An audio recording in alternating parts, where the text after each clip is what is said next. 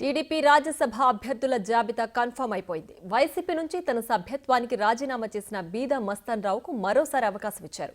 పారిశ్రామికవేత్త సానా సతీష్ ను పెద్దల సభకు పంపాలని టీడీపీ అధినేత చంద్రబాబు నిర్ణయించారు. మరోవైపు ఒక్క సీటును బీజేపీకి ఇవ్వగా ఆ పార్టీ తరపున ఆర్ కృష్ణయ్య ఎన్నికల బరిలోకి దిగారు. వీళ్ళు ముగ్గురు మంగళవారం నామినేషన్ వేయనున్నారు.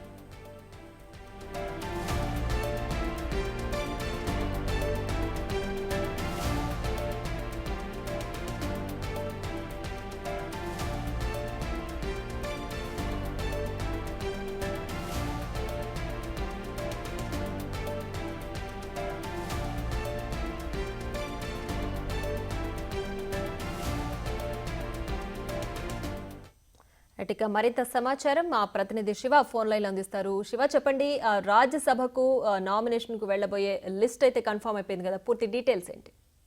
మొత్తం మీద చూసుకుంటే రాజ్యసభకు సంబంధించి కూడా 3 స్థానాలు ఖాళీ అవడం జరిగింది.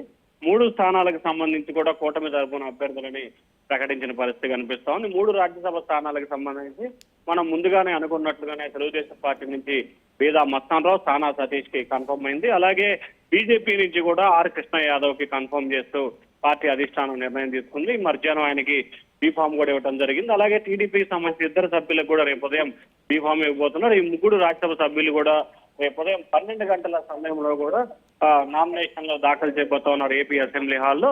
ఆ తర్వాత నాగబాబుకు వాస్తవంగా రాజ్యసభ స్థానం ఇవ్వాలని చెప్పి ప్రభుత్వం అయితే కూటమి నేతలు అయితే నిర్ణయం తీసుకున్నారు. కానీ అనూహ్యంగా ఏదైతే రాజ్యసభ స్థానానికి సంబంధించి సంవత్సరం 6 నెలలే ఉన్న నేపథ్యంలో కూడా మరొకసారి అవకాశం ఇవ్వాలని చెప్పి మొదట భావించారు. కానీ ఏదైతే జనసేన కోటాలో మరొక మంత్రి పదవిని నాగబాబుకి ఇవ్వాలని చెప్పి కూడా జనసేన అధినేత పవన్ కళ్యాణ్ నిర్ణయం తీసుకోవడం జరుగుతుంది. దానిలో భాగంగానే ఏదైతే పవన్ కళ్యాణ్ సంబంధించిన పాటుగా నాగబాబు కూడా ఏపీ కేబినెట్ లో స్థానం ఇవ్వబోతున్నట్లు కూడా తెలుస్తా ఉంది. ప్రియా, రైట్ శివ, అయితే మరోవైపు డిప్యూటీ సీఎం పవన్ కళ్యాణ్ సోదరుడు నాగబాబు రాష్ట్ర కేబినెట్ లో చేరే అవకాశం ఉందని తెలుస్తోంది. జనసేన తరపున ఆయన మంత్రిగా బాధ్యతలు తీసుకుంటారని కూడా చెప్తున్నారు.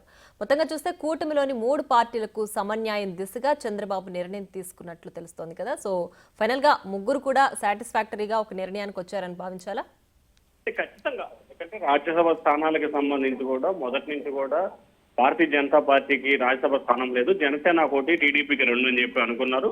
కానీ మారిన రాజకీయ పరిణామాల నేపథ్యంలో కూడా జనసేనకు రావాల్సిన రాజ్యసభ స్థానాన్ని భారతీయ జనతా పార్టీకి కేటాయించారు. ఇక ఏదైతే ఆంధ్రప్రదేశ్ కేబినెట్ కి సంబంధించి కూడా ఒక బెర్త్ ఖాళీగా ఉంది. అయితే దానికి సంబంధించి కూడా బీజేపీ వాళ్ళ కోసమే పెండింగ్ లో పెట్టారని చెప్పి గత కొంతకాలంగా విస్తృతంగా ప్రచారం జరుగుతోంది.